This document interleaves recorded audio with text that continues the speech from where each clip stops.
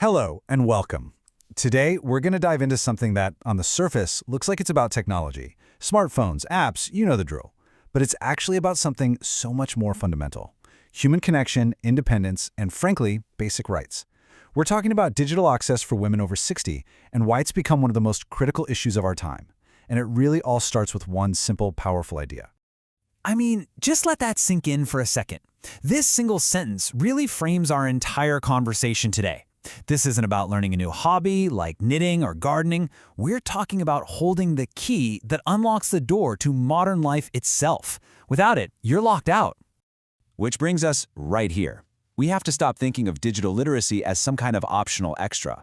In the world we live in right now, it's a fundamental survival tool. And not having that tool, well, that means being shut out of society in a very real way. And this isn't some abstract concept. Just, think about your own day. Booking a doctor's appointment, it's online. Paying a bill, online.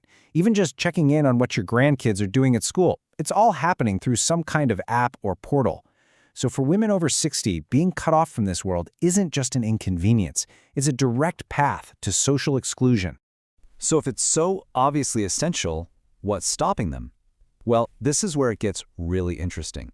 The research shows that the biggest barriers, they're not technical. They're not about the buttons or the software. They are deeply, deeply emotional.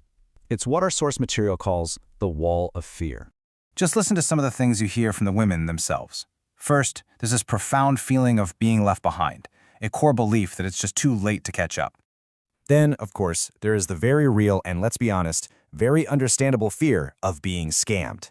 This deep anxiety that just one wrong click could lead to a financial disaster. It's terrifying.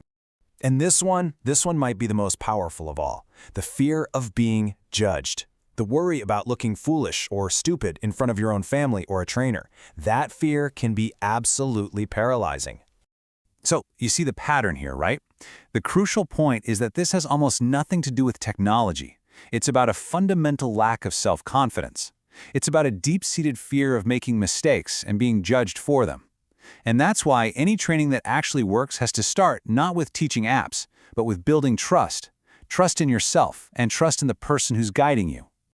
And make no mistake, the cost of this exclusion is severe.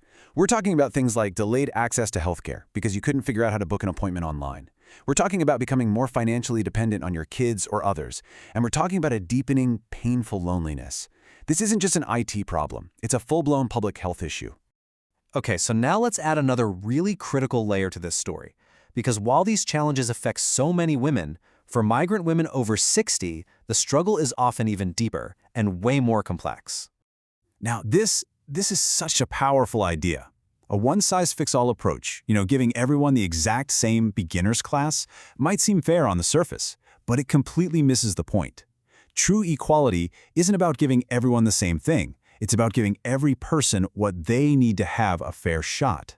And this slide just lays it out so clearly. On the left, you've got those fears we've already talked about, fear of mistakes, lack of confidence. But for migrant women, look at what's on the right. You've got language barriers, where even a simple confirm or cancel button can be a source of major stress. There's often a deep mistrust of institutions, sometimes born from past trauma. And on top of that, there's often less family support and a greater fear of being stigmatized for even asking for help. So we've diagnosed the problem, we've looked at its complexities. The big question is, how do we actually fix it? Well, the answer lies in building a bridge to the digital world. A bridge that's based on principles that are not only effective, but more importantly, are humane. And these 5 principles, they work because they're based on empathy. First, let the learner set the speed. Simple as that. Second, and this is a big one, make it crystal clear that mistakes are not just okay, they're how we learn. Third, repetition, repetition, repetition. It's key. Fourth, focus on real-life tasks they want to accomplish, not abstract functions.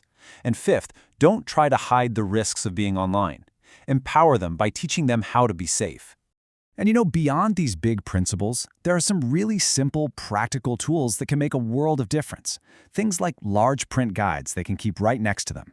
Or pinning the most important apps, like the bank or the doctor's office, right to the home screen. Or showing them how to use accessibility features like voice typing. These small adjustments can be massive confidence boosters. Okay, as we start to wrap this up, it's so important to remember that learning how to use a smartphone is not the real goal here. The true impact of this work goes so much deeper. It's about completely transforming lives and family dynamics. You see, for so many women, this is the starting point. It's a state of dependency, a feeling of being on the sidelines of your own life, having to rely on younger family members for even the most basic digital tasks.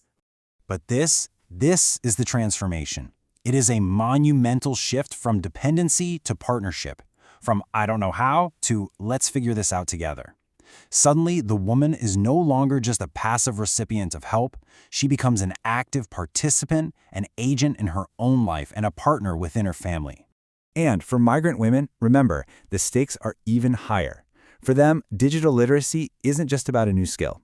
It is literally part of the process of rebuilding a sense of belonging, of becoming visible in a new society, and of claiming their fundamental right to equal citizenship. And that really brings us to the core takeaway of this entire explainer.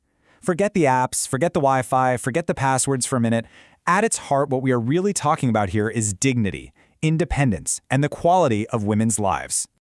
So I want to leave you with this final thought to chew on. When we empower one woman with these digital keys, when we help her create a space of her own in the world, the impact doesn't just stop with her, it ripples outwards.